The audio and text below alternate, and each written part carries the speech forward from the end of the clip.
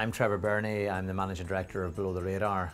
The company was set up in 2006. Since then we've grown to a company the size of 16 employees, and we make factual documentaries for a range of clients, for RTE, for BBC Northern Ireland.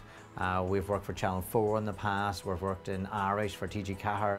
We applied for funding for the Alex Gibney Partnership Programme. Essentially, we've made a relationship with an Oscar-winning director called Alex Gibney, who's based in Manhattan in the US.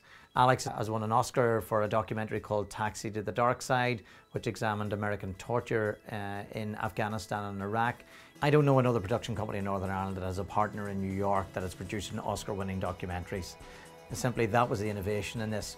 We were looking west to America. We're trying to look for the entrepreneurial attitude that there is in New York towards the production of documentaries. We were given £50,000 of funding from CIIF, which allowed us then to send 2 researchers out to New York to spend some time with Alex working and developing projects. We thought this was a perfect, innovative, new way that companies in Belfast could find some sort of inspiration and ambition about what actually they could achieve.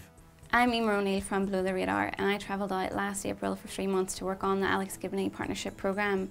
While I was there, I was centrally placed within the Jigsaw office and worked alongside their producers, associate producers and editors, and Alex himself, which was a fantastic experience from a small production company in Belfast. It was very much a hands-on role, so I would get involved in basically making sure all the post-production facilities were set up, coordinating with the festivals, people within Lower Manhattan, as well as actually developing and giving editorial notes on ongoing projects. The calibre that I had to deliver to was an Oscar-winning director, so from there it's bringing those skills back to Below the Radar, back to Belfast, and just improving the documentary sector and what we produce here locally. Without CIIF funding, I wouldn't have been able to go to New York and work with Alex and his team.